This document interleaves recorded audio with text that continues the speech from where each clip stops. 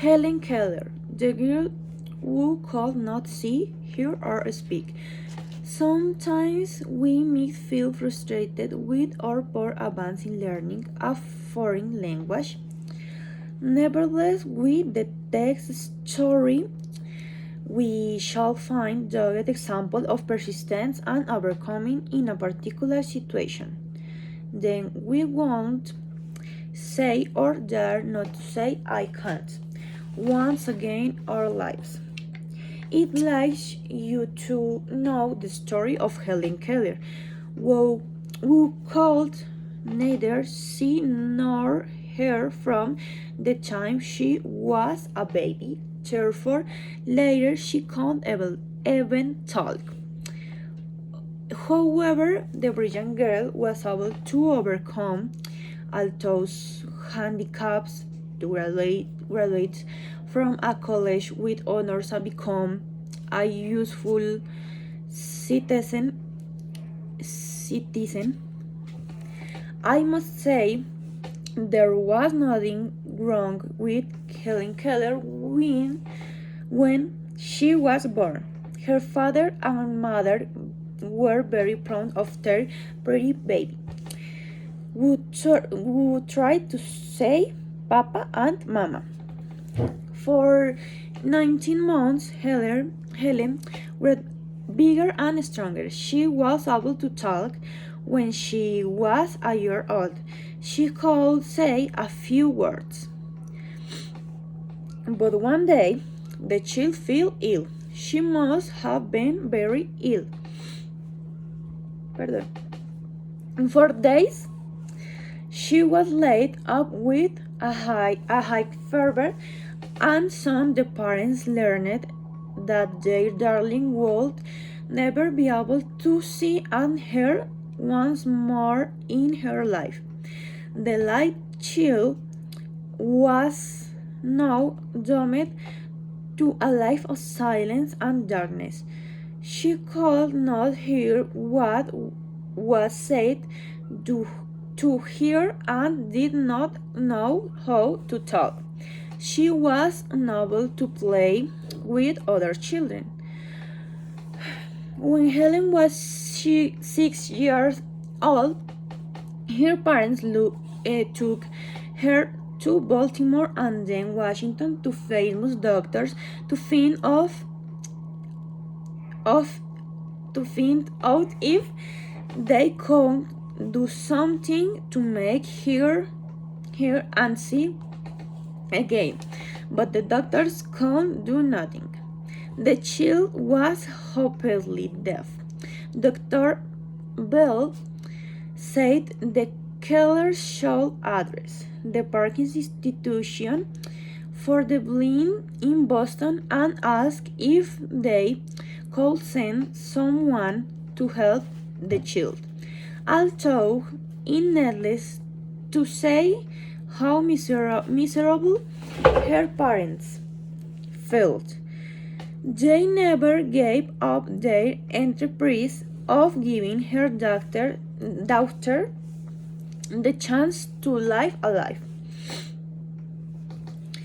It was a wonderful day for Helen Keller when Anne Sullivan arrived in March 1887 to take charge of the child who could neither hear nor speak.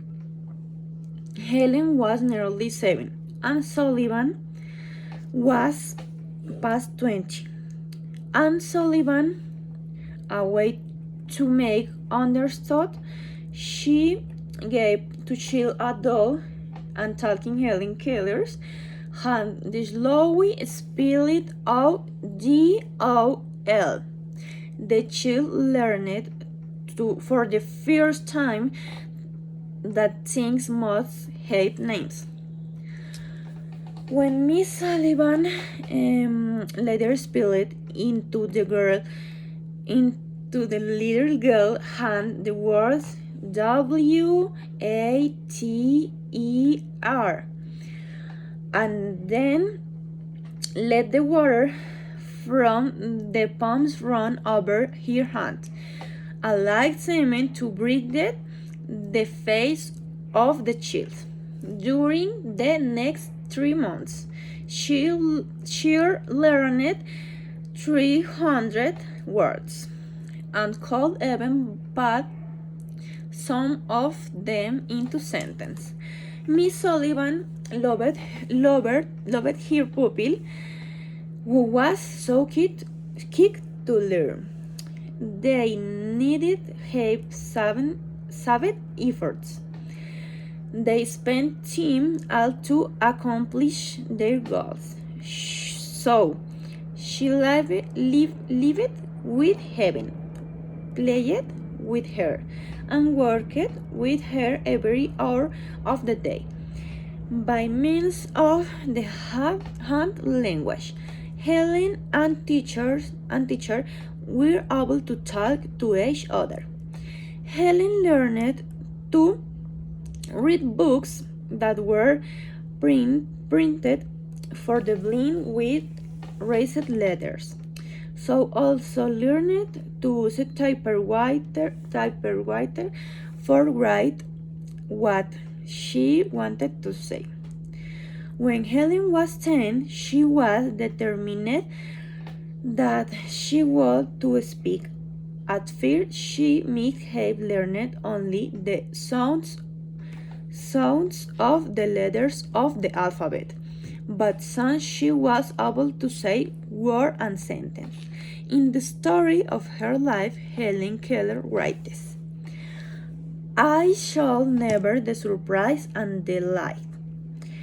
I felt one in 100 my first connected sentence. It is warm. At first, she much difficulty with her speech, but Aunt Sullivan understood what Helen trying to say. Helen practiced speaking day after day until at last she developed a clear voice. Later, she was able to speak before large crowds which come to hear whenever she lectured. At the age of 20, Helen Keller faced all the difficult entrance examinations to Radcliffe College. Helen did extremely well in her class and was able to keep up with the other students. Helen wrote, "The history of my life." While she was in college, in her writings and lectures, Helen did everything she could to help and encourage others who were blind. Thank you.